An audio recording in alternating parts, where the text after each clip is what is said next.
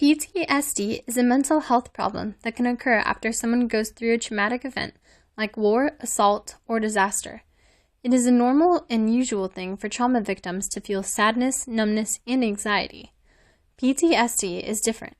If the memories do not fade and the patient seems to be stuck with the memories and the constant fear and arousal associated with them, then PTSD might be the problem.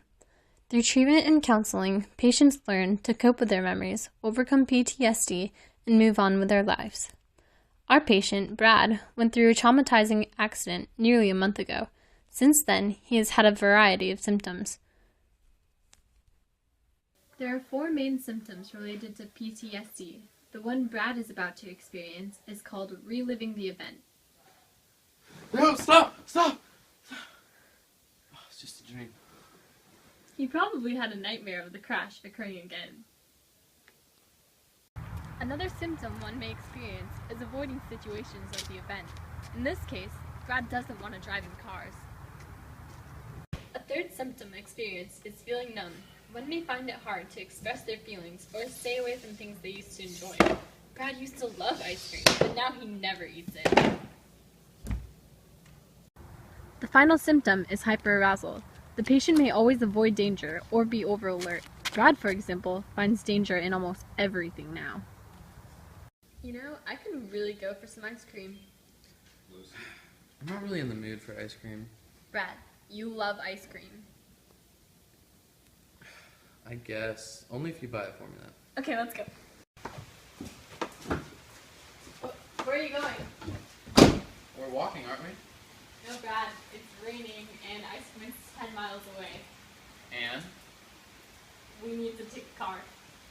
Oh, fine.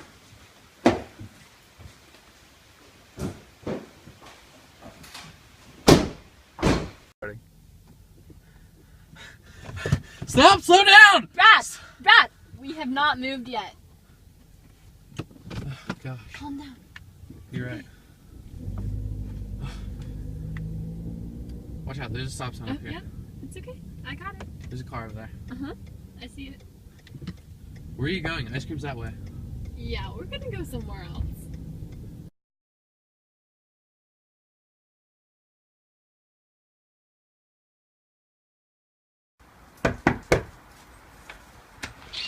Oh, hello. You must be Brad. Nice Come to meet in. you. My pleasure. Oh, it's quite cold outside, isn't it? All right, Brad. Tell me how you feel today. Awful. I can't sleep. I have panic attacks on a regular basis, and I keep reliving the accident. All right, Brad. Why don't you tell me what happened in your accident? All I know is I was driving, and then a car came out of nowhere, and they hit me. And it changed everything. Nothing's been the same. Could you show me again how you breathe when you have thoughts of the accident?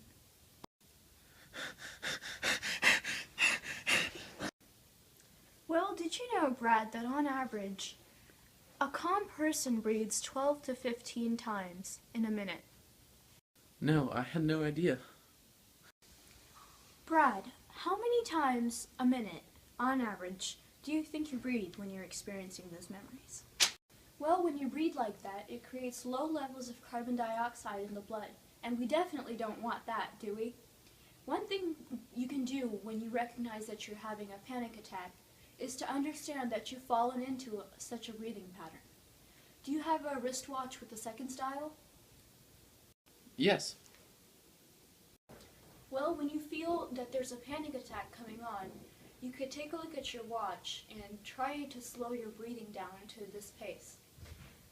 That seems like a good technique. Thanks, Dr. Sony.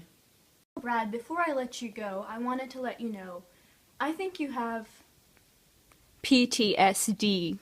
It was a pleasure meeting you, Brad. Thanks, Doctor. I'll see you in 2 days. Welcome back, Brad. How are you feeling today? I think all these awful symptoms are some sort of punishment for me. Why else would life be so terrible? Oh dear. I'd like to work with you on that and have you think about this in a different way. I'd like you to step back from that thought and think about it the way an attorney would, weighing 2 sides of a case. What's the evidence that would prove that this is a punishment for you? I guess there isn't really any evidence, but I just keep thinking about it over and over again. I can't get it to stop. It must be some sort of punishment. Alright, let me ask you a question, Brad. Do you have any siblings? Yeah, I have a younger sister. If she were in a car accident, and what if she thought that it was because of something she did? What would you say to her? I guess I would tell her that it isn't her fault. I would tell her that these kind of things happen all the time in life. Don't you think this might apply to you too? Yeah, I guess so. Well, to help with that, I have some homework for you. Here's a worksheet that I want you to fill out. We'll discuss what you wrote at the next meeting. I can do that.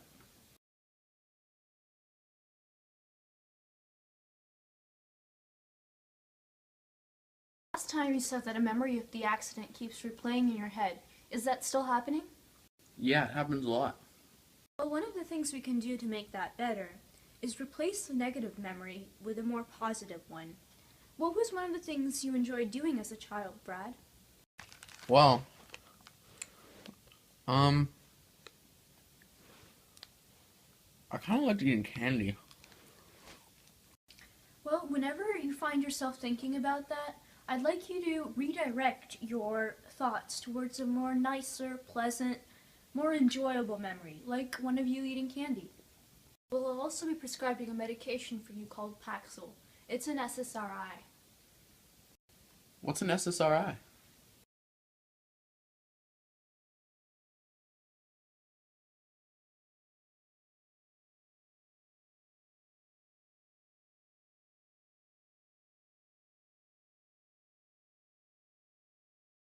Well, Brad, it's your last cognitive behavioral therapy meeting with me.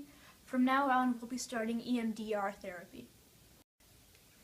What's EMDR? Tell me about your experience, and as you tell me, I'd like you to follow my hand with your eyes. This will increase your ability to handle those traumatic memories, and this will help you relax when you feel them.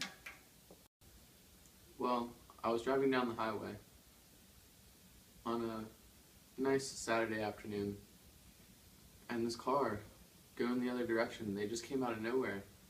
Thanks, Dr. Sony. You changed my life. That's good to know.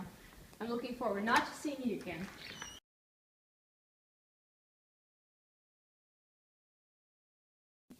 Hey, Brad, want to go get some ice cream? No, I don't really want to get ice cream right now. Why not? Because I want to go on a road trip. Yay!